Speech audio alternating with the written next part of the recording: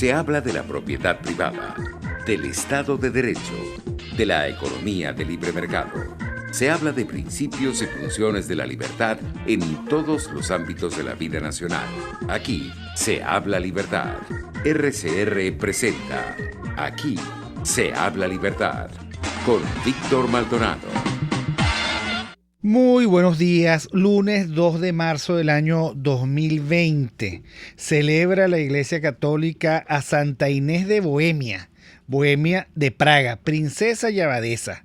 En Praga de Bohemia, Santa Inés, abadesa, hija del rey Ottokar, que tras haber renunciado a nupcias reales y deseosa de desposarse con Jesucristo, abrazó la regla de Santa Clara en el monasterio edificado por ella misma, donde quiso observar la pobreza conforme a la regla. Etimológicamente, Inés, aquella que se mantiene pura.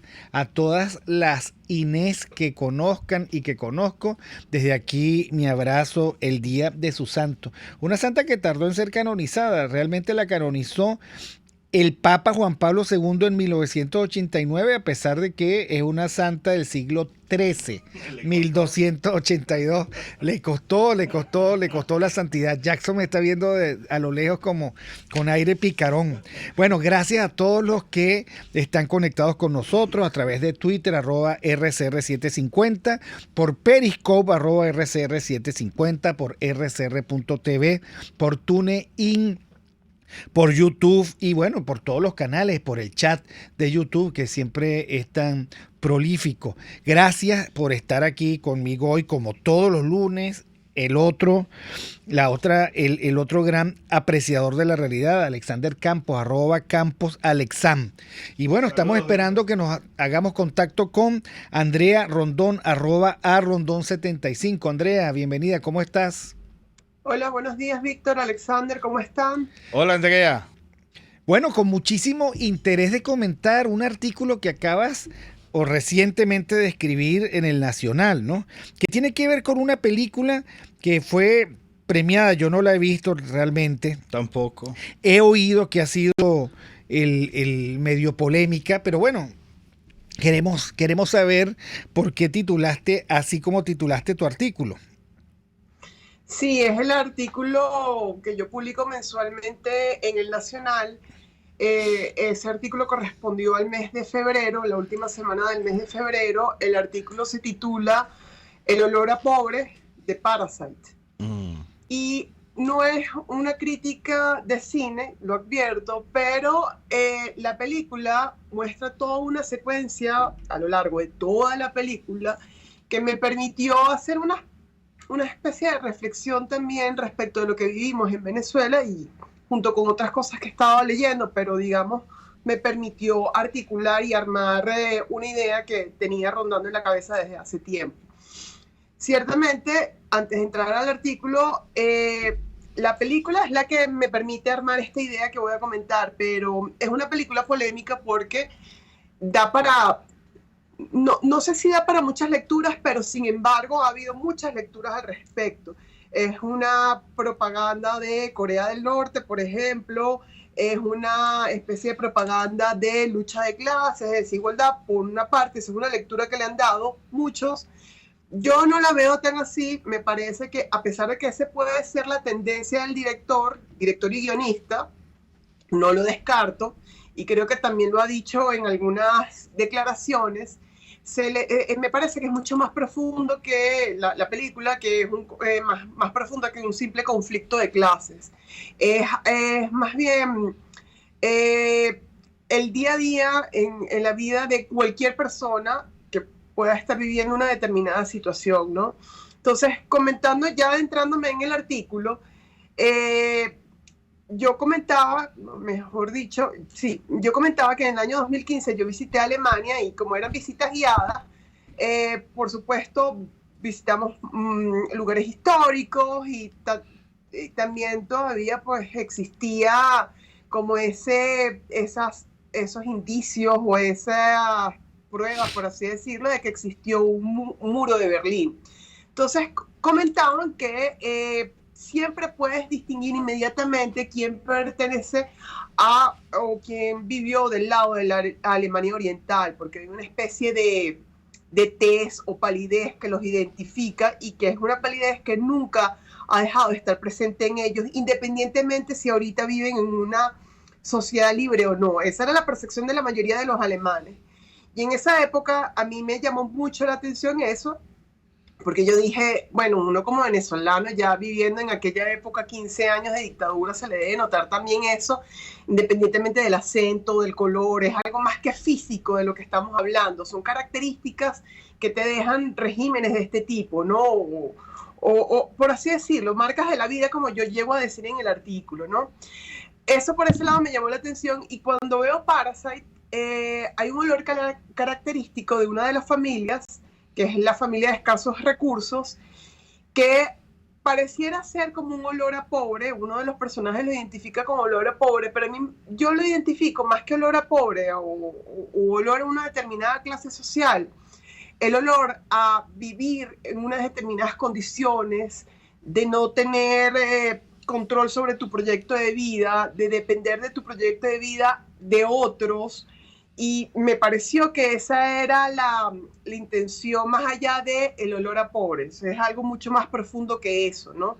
Entonces yo decía, definitivamente, aunque uno no se dé cuenta, la vida te va dejando marcas, pero hay hechos que son mucho más profundos que te dejan marcas. La dictadura, una dictadura, un totalitarismo, vivir en condiciones extremas, no separaciones, divorcios, no, eso forma parte de la madurez de la vida, pero hay otros hechos que marcan aún mucho más. Y es lo que yo destaco en el artículo y es lo que me parece la lectura que se puede rescatar de esta película Olor a Pobre, en donde el olor ya incluso asume las características hasta de un personaje prácticamente. Ahora, bueno, me parece muy bien el uso de la película para llegar a esta conclusión. Si nosotros pudiésemos sobrevivir a esto, que espero que sí, ¿cuál va a ser las marcas en el alma de los venezolanos que nos van a diferenciar por mucho tiempo? ¿Cuáles crees tú, Andrea? No sé en términos generales y no sé si lo puedo anticipar, pero yo sí te puedo decir en mi caso particular, y es que hay algo que me he dado cuenta desde, no sé, desde que arreció esto, porque no te puedo decir que esta forma de ver las cosas la tengo desde el día 1 de la dictadura, porque es mentira.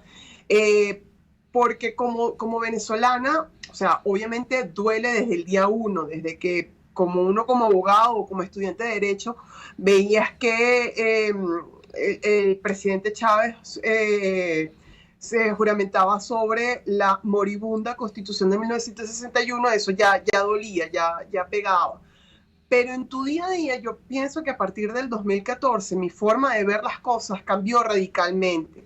Y es que tal vez, alguien me dirá, pero tú solamente ves todo blanco y negro, todo socialismo y capitalismo o intervencionismo y liberalismo, y yo creo que sí, es inevitable. Yo creo que vamos a estar más conscientes, o es mi caso, que por ejemplo, la escena de una película, yo necesariamente lo voy a asociar a lo que estoy viviendo y le voy a dar no solamente lo voy a asociar a lo que estoy viviendo, sino es que además lo voy a integrar en este rompecabezas que es mi vida, y mi vida inevitablemente es haber vivido todo el socialismo del siglo XXI. Es decir, inevitablemente mi forma de pensar, de reflexionar, de hablar va a estar engranada a este hecho de 2 décadas. Es inevitable. Yo no digo que tenga momentos de esparcimiento, no comparta con mis familiares, etcétera, pero mi forma de pensar y reflexionar definitivamente está asignada por haber vivido en estos 20 años. Y tal vez me oiga con mucha más vehemente en la defensa de ciertas ideas que en el caso de otras personas que no han vivido esto. Bueno, sí, es así. ¿Tú qué opinas, Alexander? Ella habla de marcas de la vida, pero sí, yo sí creo que un régimen como este, que precisamente pretende ser totalitario, afecta también el régimen de los sentidos. Es decir, afecta además también no solamente lo que puedes percibir, sino lo que percibes. Estoy pensando en el metro, por ejemplo. Esto es interesante porque el metro en nuestra era democrática olía a limpio. Daba gusto, era reconfortante. Es decir, salir a las 5 de la tarde, a las 4 de la tarde de tu trabajo e ir al metro en los tiempos 25, 30 años atrás, tú te sentías reconfortado. Lo mismo empezar la mañana en el metro era reconfortante. Hoy, cuando tú intentas que la gente te describa el metro, es poco menos que el infierno. Es nuestro infierno. Es decir, el metro en todo es el infierno. Entonces, tú le preguntabas sobre las marcas de la vida. Yo creo que el olor del metro, la sensación de estar entrando al terror cuando uno baja al metro, por lo menos en mi experiencia personal, y creo que en la experiencia de muchos caraqueños, va a estar asociada a este periodo de terror. Evidentemente las colas, evidentemente la escasez, hay como situaciones paradigmáticas que van marcando, como dice Andrea, lo que va a significar para nuestra historia, tanto individual como social, esto. Pero creo que sin duda el metro es una de las cosas por el grado de degradación en todos los ámbitos. Es decir, la música era algo suave, lento. Hoy tú escuchas cualquier cosa que no tenga nada que ver con tranquilidad, sino más bien con excitación. Entonces, la gran oferta del metro en los 80, yo tuve la oportunidad de estar el día en que Luis Herrera lo inauguró, porque caramba, lo inauguró bueno, desde una tarima que se montó frente a la jefatura civil de la parroquia Sucre en bueno. Pérez Bonalde. De hecho, yo armé la tarima. Ah, caramba, qué bueno. Estuve, como era un muchacho, cuidándola toda la noche y al día siguiente estuve coleado en esa tarima donde estaba el presidente Herrera, que lo inauguró. Y la gran oferta era que el transporte ahora podía ser tan bueno que tú podías dedicar ese tiempo a leer el periódico, a leer un libro. Y claro, lo hice mucho. Nunca, a lo mejor la gente entendió, bueno, este loco nos está ofreciendo que leamos. Bueno, ahora sabemos cuál es la diferencia entre tener un metro que te permita leer y un metro que te acerque, que sea similar a descender a los infiernos, ¿no? A descender a los infiernos. Es que la expresión no la uso porque sea mía, la uso porque muchas de las personas a las que hemos entrevistado sobre el metro te asocian la oscuridad, el mal olor al metro. Bueno, Andrea, muchísimas gracias por compartir con nosotros tu artículo del mes, del mes de febrero. Se los recomiendo, está muy bien. En el Nacional. Y que además, digamos que es como una sanísima integración de un libro que estás leyendo, de una película que viste y de tus reflexiones vitales. Y eso termina siendo una sensación, ¿no? El olor a pobre, que no está refiriéndote a que el pobre vuela de cualquier manera, sino a las trazas que deja el totalitarismo en el alma y en los sentidos. Gracias por estar con nosotros, Andrea Rondón, @Rondón75. Nosotros vamos al corte y regresamos. Aquí se debaten temas de interés nacional e internacional. Aquí se habla libertad con Víctor Maldonado. Solo por rcr.tv, la radio que se ve. Sintonícenos a través de Periscope, @RCR750, la radio que se ve. El que sabe de sabor sabe de saber que Del Corso es la clásica pastelería italiana de Caracas. Qué ricos sus dulces típicos tradicionales, como los auténticos cannoli, la sfogliatella o la cola de langosta, no tienen comparación. La pasta seca de almendras y chocolate o su gran variedad de tortas, cumpleaños, bodas, bautizos o comuniones, reuniones familiares o eventos corporativos. Teléfono 0212-941-1971. Pastelería Del Corso, la pastelería italiana por tradición y excelencia. Ideas para alcanzar un país con libertad económica, democracia política y seguridad jurídica. Aquí se habla libertad con Víctor Maldonado. Solo por rcr.tv, la radio que se ve.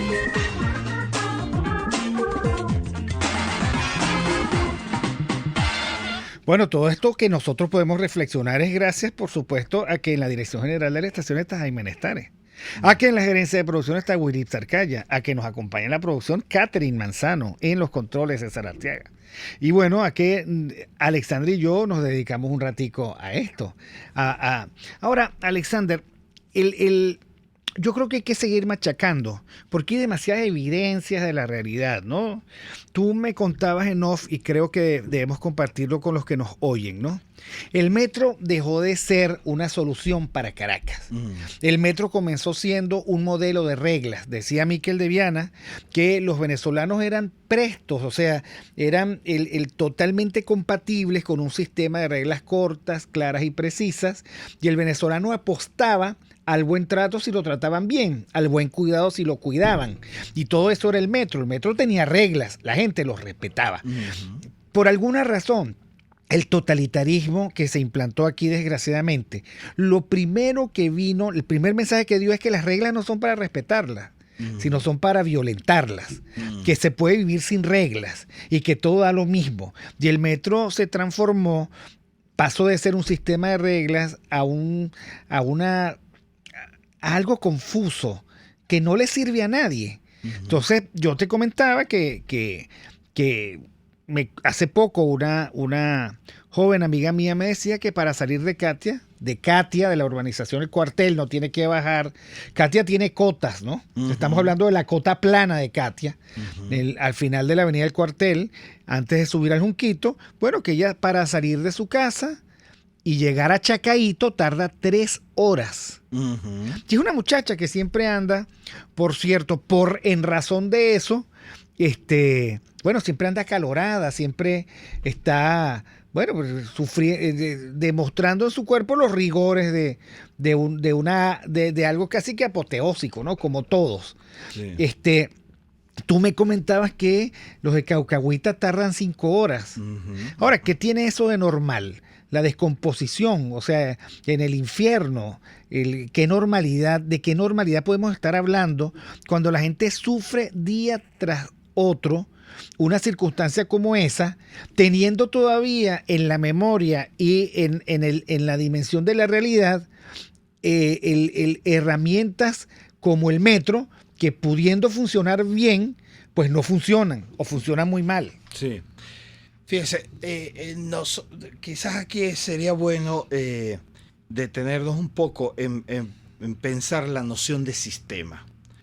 Es decir, en entender que el sistema no es una persona, pero sí es un organismo vivo. Vivo en cuanto funciona, vivo en cuanto busca un objetivo, en cuanto está orientado hacia unos fines, en cuanto busca concretar unas actividades que se van a ejecutar unas actividades que se concretan para un fin. Es decir, todas estas cosas que tú estabas señalando, ¿no? Tienen un fin. No están puestas allí, porque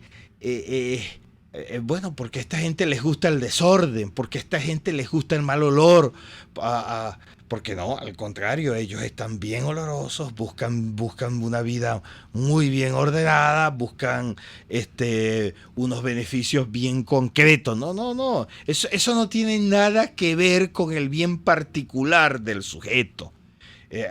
Cuando nosotros querramos entender un sistema, o como ahora andan hablando de un ecosistema, cuando querramos entender un régimen, no lo podemos entender, o su correcto entendimiento, no creo que sea al abordarlo por la intención de un sujeto. Es que iba a decir otro nombre, es que Cabello es malo, es que Maduro es malo, o es que Tarek El Aissami es un corrupto, es un ladrón. Sí, son así, pero no es eso el asunto. Es decir, nosotros debemos, para poder entender completamente, debemos entenderlo a partir de la noción de un régimen. Es decir, que busca algo. Entonces, cuando este régimen hace que el sujeto destroza el metro, tal como al grado de deterioro que lo ha llevado, que es inimaginable. Es decir, a nadie se le ocurrió, cuando tú estabas hace tantos años haciendo aquella tarima para que el presidente Luis Herrera Campín inaugurara el metro, a ti nadie se te ocurrió que alguien pudiese tener o que pudiese suceder tal grado de destrucción. Nadie pensó que PDVSA podía llegar al estado en el que está. Claro, pero eso no es porque a Chávez, que era un genio de la malignidad, se le ocurrió. No, es que el sistema, para mantenerse, busca los mecanismos de control necesarios para poder cumplir con sus fines. Y en ese sentido, comunicarse tanto y movilizarse,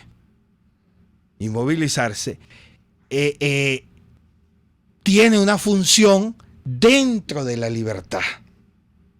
Inhabilitarlo tiene una función para el control. Es decir, la incomunicación y la desmovilización no están pensados solo para la destrucción. La destrucción y la incomunicación están pensados para sostener al régimen.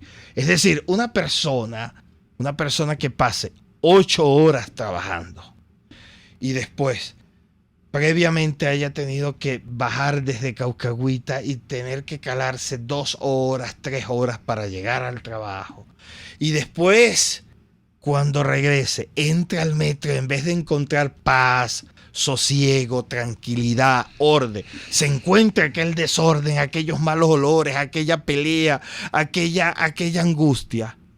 Y después tenga que calarse 2 horas y media más para poder llegar hasta arriba. Llega a las 8, 9 de la noche. Esa persona no tiene ánimos de salir adelante.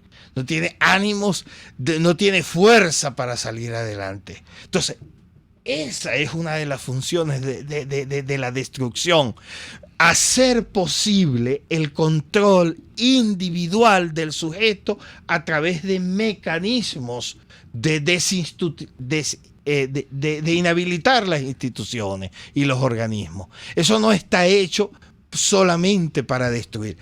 En el momento en el que el metro le vuelva a ser útil al sistema porque ya ha controlado los otros mecanismos, en ese momento lo rehabilitará. Ahí no hay ningún rollo.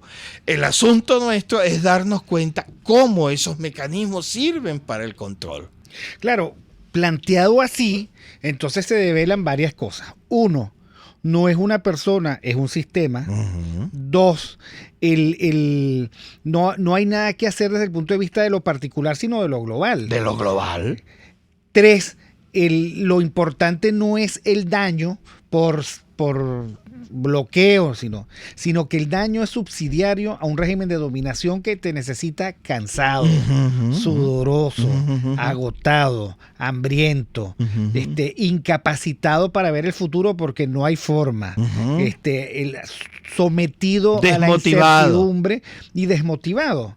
Y por eso es que además ese sistema también se ceba en la corrupción de todos. Claro. En demostrar que no hay alternativa porque todos son más o menos la misma cosa desde el punto de vista de la corrupción, de la mentira, del fraude, de las puestas en escena. O sea, vivimos el antimundo. Yo creo que tal vez eso sea efectivamente descender a los infiernos. Pero vamos a pedirle a Argenis Barreto que nos lea las noticias y volvemos porque creo que esto da para muchísimo. Sí, señor. Con Alexander Campos, @CamposAlexand, discutiendo hoy sobre el algo más que los olores del totalitarismo. Aquí se debaten temas de interés nacional e internacional. Aquí Se habla libertad con Víctor Maldonado. Solo por RCR.tv, la radio que se ve. Puedes seguirnos en nuestras redes sociales. En Twitter, @RCR750, la radio que se ve. Informe RCR presenta titulares. Dueños de buques petroleros Mercantile y Maritime anunciaron hoy que pondrán fin al transporte de crudo venezolano para Rosneft. El Foro Penal afirma que en este momento hay 328 presos políticos en el país. Uníades Urbina, exdirector del Hospital de Niños JM de los Ríos y presidente de la Sociedad Venezolana de Puericultura y Pediatría, aseguró que es terrible la situación que está viviendo este centro de salud. Hoy tenemos una reunión extramuros tratando de ver qué medidas de gestión hacemos para poder que la gente entienda, primero, que es su hospital. Cuando nosotros hacemos una denuncia del hospital de niños, de cualquier hospital, la estamos haciendo en beneficio y utilizando nuestra voz en beneficio de los pacientes y los familiares que ahí están hospitalizados. El hospital de niños no tiene agua o agua intermitente, la luz se va hace una semana y pico, se fue una defensora, la luz y las plantas no funcionaron adecuadamente, no tenemos antibióticos, no hay insumos médicos quirúrgicos que incluyen batas, tapabocas, guantes, todo lo que supuestamente el ministro de Salud se jacta diciendo frente a la prensa de que estamos preparados y están haciendo nada. Mientras usted no prepare a los hospitales para una posible llegada, porque probablemente va a llegar el coronavirus, pues estamos mintiendo al pueblo descaradamente. Más allá de nuestras fronteras, en Estados Unidos declaran emergencia de salud pública en Florida por 2 posibles casos de coronavirus. Y en los deportes, en las Grandes Ligas, el lanzador venezolano de los Indios de Cleveland, Carlos Carrasco, hará su debut en el Spring Training este martes ante Los Ángeles de Anaheim. 11:30. Continúen con Aquí se habla libertad.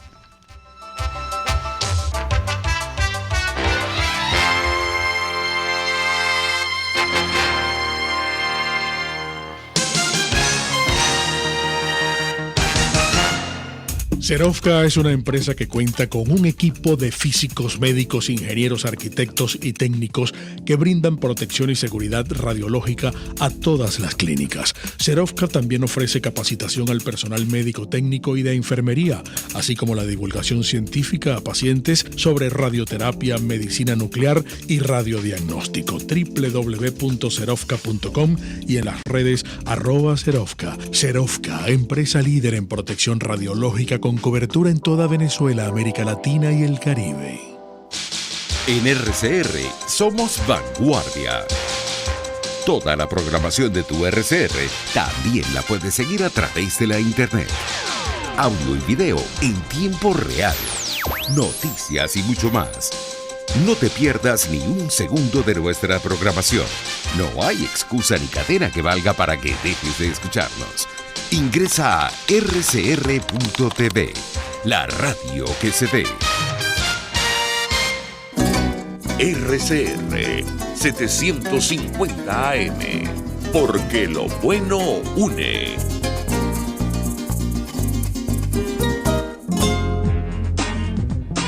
Ideas para alcanzar un país con libertad económica, democracia política y seguridad jurídica. Aquí se habla libertad con Víctor Maldonado. Solo por rcr.tv, la radio que se ve.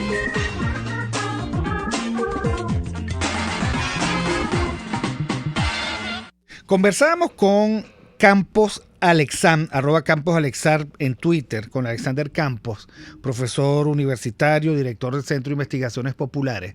Conversábamos sobre la devastación, el terror, lo echado a perder como funcionales a un régimen de dominación. Y hablamos de un régimen de dominación, y creo que lo decías a propósito, porque a un régimen solo se le puede enfrentar otro régimen, a un sistema solo se le puede enfrentar otro sistema, a una organización otra organización. Por lo tanto, esos digamos, dibujos infantiles de que Maduro, vete ya nada más Maduro, y podemos seguir adelante con esto, no calibra bien eso que nos está ocurriendo. Ni el régimen de devastación, ni la devastación que es funcional a un régimen de dominación. Y estábamos hablando de que esto ha sido en mucho un descenso a los infiernos que de normal no tiene nada. No tiene nada. O sea, la niña que no puede salir de Katia sino luego de 3 horas fue antier. ¿Cómo puede ella pintar normalización cuando ella debe tener memoria histórica como para entender que eso no es fatal? Que eso es así simplemente porque la quieren cansada, sudorosa, extenuada y aislada. Sí, sí. Sí, bueno, lo que tú dices es interesante. Digamos, vamos como a la primera parte, lo del asunto del sistema. Hace rato esto dejó de ser un asunto y un tema de caudillismo. Hace rato esto dejó de ser un tema de personalidades carismáticas. Eso si acaso funcionó hasta el 2001 en términos políticos y muy bien lo supo entender el régimen y fue poco a poco sustituyendo, es decir, digo 2001 porque fue el intento fallido de sacar al presidente en aquel momento, al presidente Chávez en aquel momento. El sistema se dio cuenta que si seguían centrando el poder en la figura carismática y lo que usted quiera del difunto presidente Chávez, el sistema iba a estar en riesgo. Desde ese preciso momento se fueron tomando las acciones para quitarle el poder a los presidentes, a los líderes del movimiento y dárselo al partido, en un primer momento al partido, pero después propiamente al sistema como tal.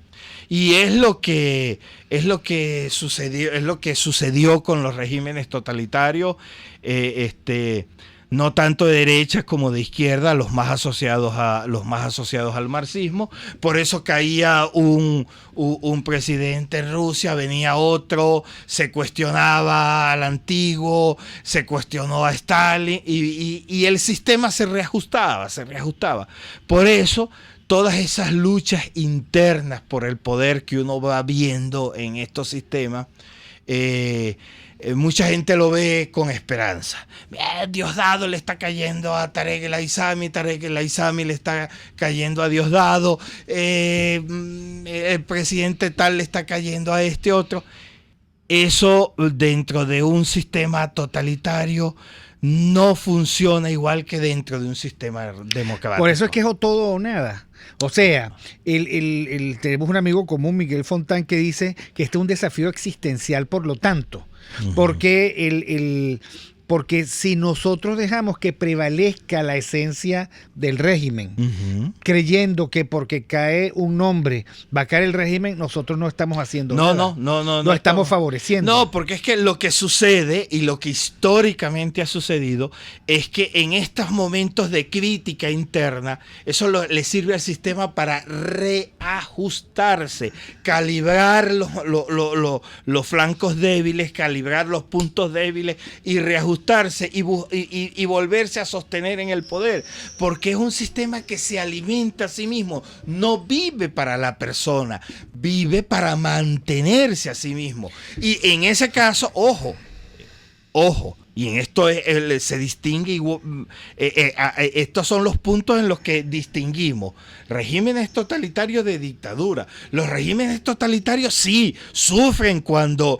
la persona está mal en las encuestas, sufre cuando el líder carismático está mal en la opinión pública. Claro que sufre. Esos son regímenes que viven de la opinión pública. Esos son regímenes regímenes que viven de los intereses, aunque esa opinión pública la moldeen con la fuerza y con la violencia, que es distinto al régimen democrático en el que la opinión pública se gana con convencimiento. Esas son otras cosas. También vive de la opinión pública, pero no se talla con la violencia como la talla la dictadura. Y que de lo que estamos hablando es que si algo bueno, dentro de su lógica perversa e infernal, logró el castrocomunismo, es la rutinización del carisma.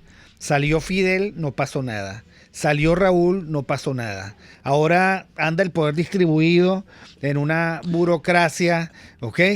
Y goza de perfecta salud, porque el carisma fue sustituido por un régimen de dominación burocrática brutal. Eso es de eso mismo es lo que estamos hablando. Es decir, el ejemplo más cercano y digamos mucho más perfecto que podamos tener nosotros a nuestro alcance los venezolanos es ese que tú estás diciendo. Todo el mundo pensaba, hasta los mismos cubanos, que desaparecido Fidel, con su carisma, con su ímpetu, con su energía, con todas aquellas tonterías de las que el mismo capitalismo alimentaba ese régimen, se iba a caer el régimen. No, fíjense que digo que es paradigmático porque si alguien es anodino, es ese señor llamado Raúl Castro. Ese señor no tiene carisma. Yo no sé ni siquiera cómo se casó, cómo llegó a convencer a la mujer, porque ese señor no anima a nadie. Pero no importa, porque el poder en estos regímenes no descansa en un sujeto, descansa en la estructura misma. Evidentemente que la experiencia comunista de ellos hizo que en este caso el poder estuviese sustentado en el partido, y hoy en día evidentemente un partido más militarizado quizás que Rusia, que la URSS, que la antigua URSS, pero al fin y al cabo partido y Fuerzas Armadas muy aliados, entonces descansa con toda tranquilidad y toda serenidad. Tú sabes que ahí hay un error de apreciación, el que tú has referido. Yo tuve la oportunidad de conocer a Osvaldo Payá en Cuba, el gran líder del movimiento cristiano de liberación, sí, claro. Premio Sájarov de la Paz, sí, asesinado por el castrismo. Y él me decía, estoy hablándote de hace 25 años, ¿será que tendrá que morirse Fidel para que tengamos una oportunidad?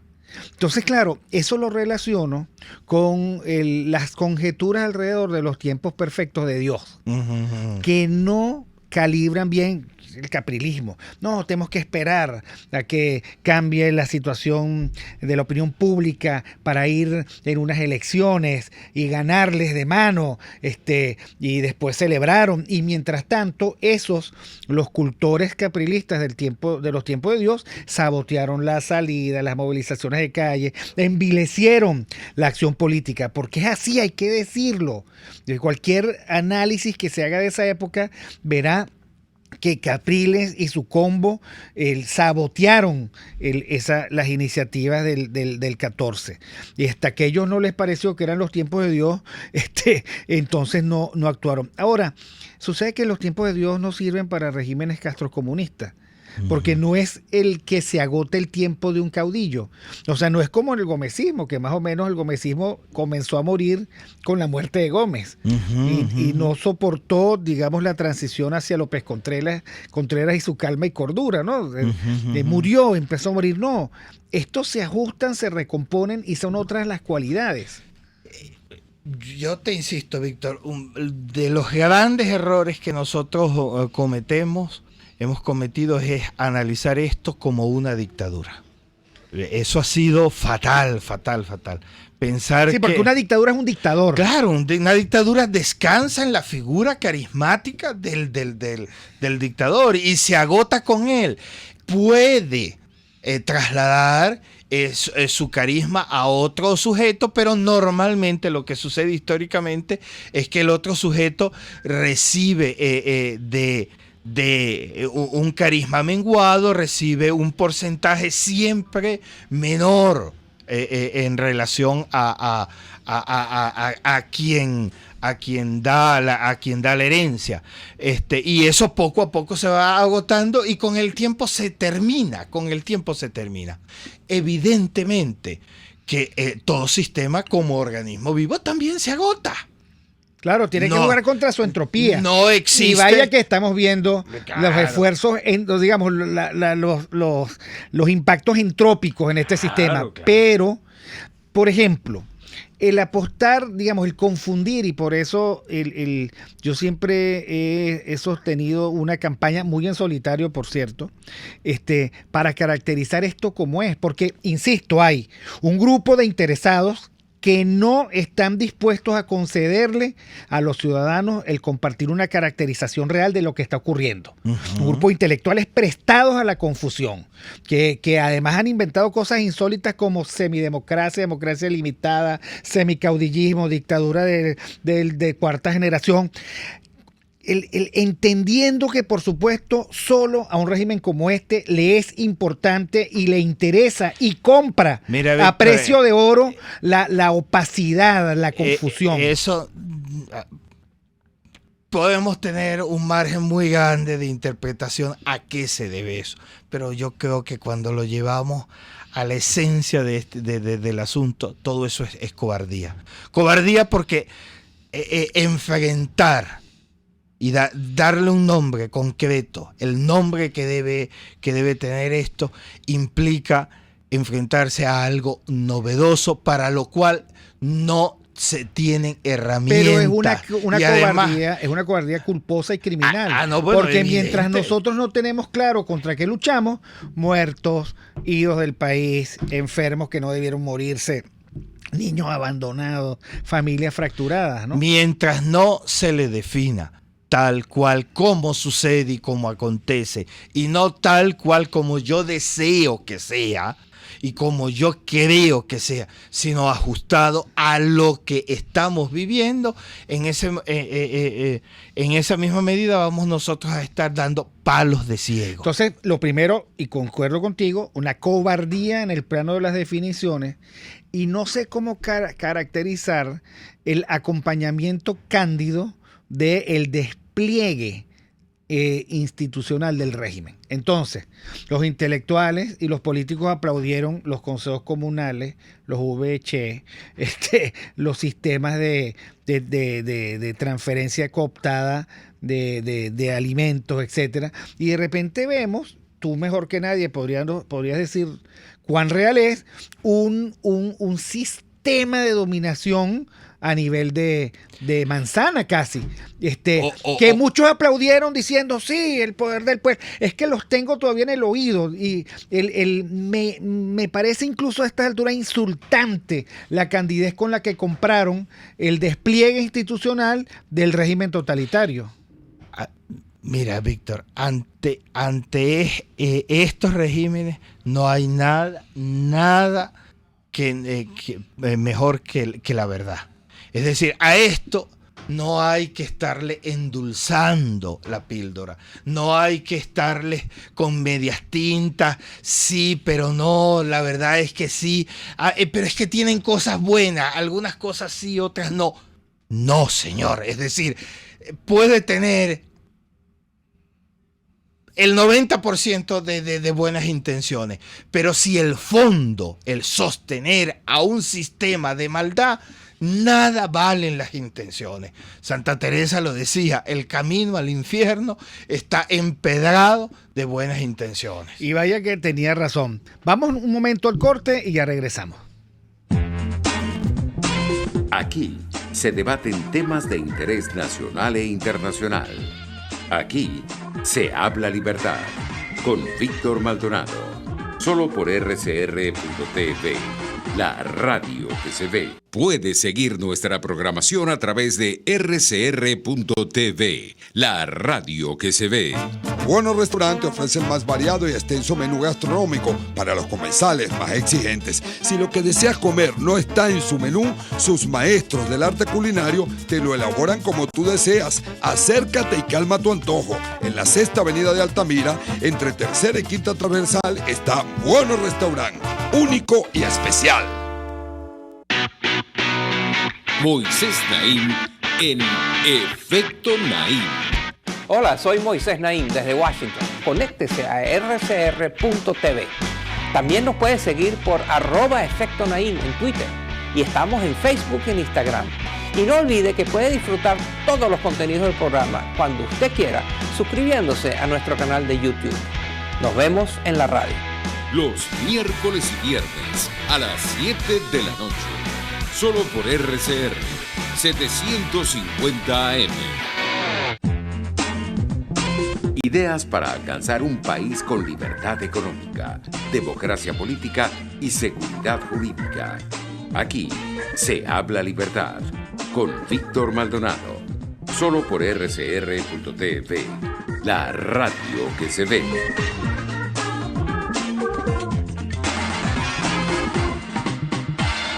Bueno, continuamos con Aquí se habla libertad. Alexander, estuviste todo el fin de semana por tareas propias de tu carisma, de tu vocación, pero también del instituto que diriges.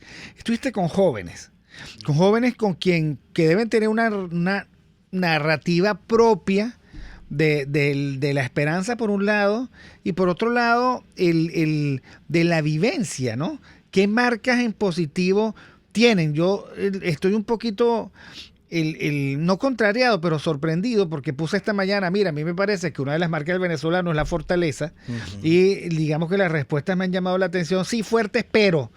O sea, el venezolano no se reconoce en sus atributos positivos y siempre tiene que marcarse en negativo, me parece insólito. Tiene fortaleza y tendrá muchas otras cosas positivas o negativas, pero tiene fortaleza casi que, y punto, por lo menos eso es lo que yo creo. Ahora, ¿cómo se narran a sí mismos los jóvenes? ¿Qué ves tú en sus ojos? ¿Cuáles han sido las marcas que tienen de esta época? Sí, mira, yo estoy muy contento porque fíjate, a pesar de que en las dos últimas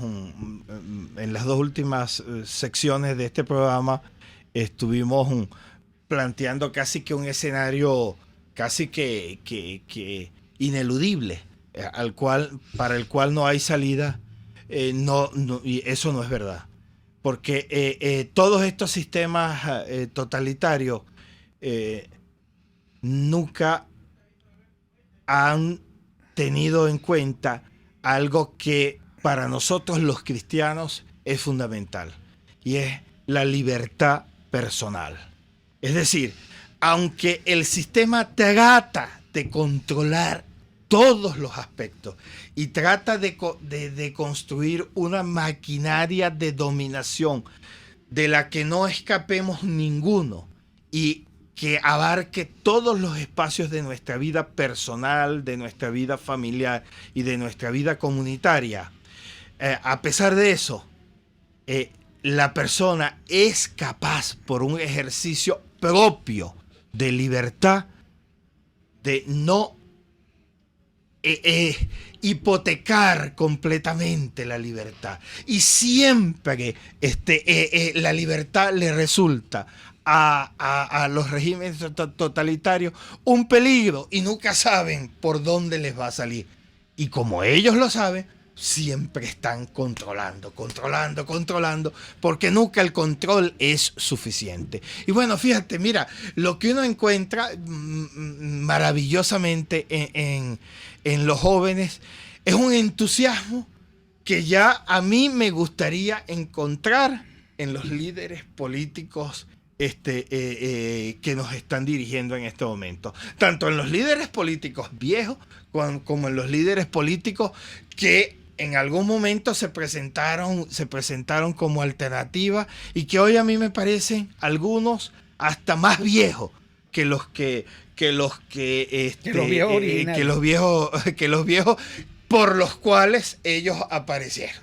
Pero no, mira, estos son muchachos. Te voy a usar una expresión que decía una muchacha 14 años, que ha tenido que salir huida de su comunidad y de las actividades que estaba haciendo en su comunidad porque no podía ni siquiera trabajar en asuntos personales porque tenía que estar 5 horas en el transporte. Ella nos decía, mire, nosotros los jóvenes estamos prevenidos. Dice, chica, ¿pero qué es eso de prevenido? Prevenido. Porque mire, antes los jóvenes a nuestra edad estábamos dedicados a nuestras cosas. Estábamos dedicados a la fiesta, al deporte. Estábamos dedicados a vivir nuestra vida. Hoy no podemos vivir nuestra vida. Hoy estamos prevenidos a todo lo que suceda, prevenidos a trabajar, prevenidos a ayudar a nuestros padres, prevenidos a ayudar a nuestros hermanos, prevenidos a estar a seguir estudiando, prevenidos en la política, prevenidos a trabajar por la iglesia. Estamos prevenidos. No podemos estar ahora a hacer nuestras cosas. Es una disposición a no encerrarse a sí mismo, que es la actitud propia del adolescente y para la cual yo no tengo ninguna crítica. Más bien, nosotros como adultos más bien tenemos que estar, buscamos siempre cómo sortear estas cosas, pero ellos se dan cuenta que esa actitud es una actitud que no los deja, que no les va a permitir sobrevivir, y su opción es quedarse. Su opción es quedarse. Evidentemente no es la de todo. Evidentemente que si esto sigue así, tarde o temprano cederán. Pero la actitud de nosotros, los mayores, es aprovechar, en el buen sentido, esa posición y esa disposición a estar prevenido y a usarle y a darle las herramientas y a facilitarlas. Y no es lo mismo. Y eso es muy, muy bonito cuando tú tienes que estar prevenido en lo individual, cuando tú tienes que formas un grupo de prevenidos. ¿Qué quiere decir? Cuando formas grupos de muchachos para que usen esa actitud de prevenido para lanzarlas y orientarlas políticamente, socialmente, comunitariamente, y que no sea una actitud solo para el beneficio familiar, para el beneficio individual, sino que sea para el beneficio comunitario. Sí, la pregunta y la respuesta la tienes tú. ¿Por qué no se ha desplomado el país? Bueno, porque es que la gente en su comunidad ha sido el sustituto funcional de todo lo que no tienen, de todo lo que ya no se les da.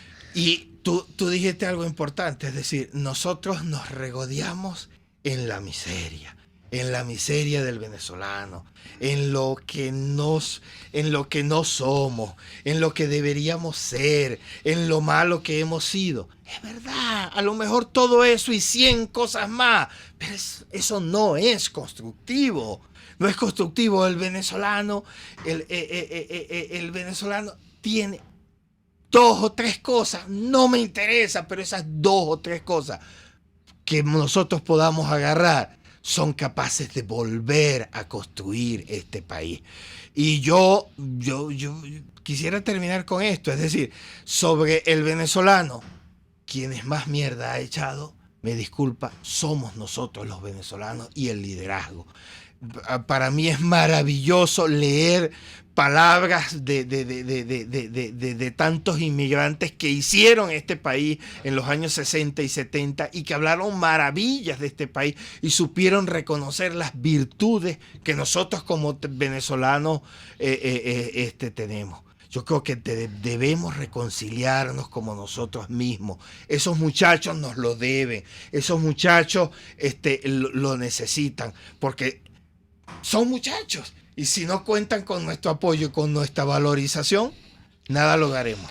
Bueno, y seguiremos en eso. Yo creo que sí, que hay que prevenirse contra los sembradores de sedizas, como decía el autor del libro Lo Afirmativo del venezolano, de Mijares, ¿no? Augusto Mijares. Bueno, gracias a Jaime Nestares en la dirección general de la estación, a Willy Sarcay en la gerencia de producción, a Catherine Manzano en la producción, a César Arteaga en los controles. Gracias a Alexander Campos por estar con nosotros siempre los lunes. @Campos Alexand. Y bueno, y gracias a todos ustedes por estar con nosotros desde cualquiera de las opciones que tienen para conectarse, y nos seguimos viendo el próximo miércoles. RCR presentó Aquí se habla libertad con Víctor Maldonado, solo por rcr.tv, en Twitter y Periscope, @RCR750, la radio que se ve.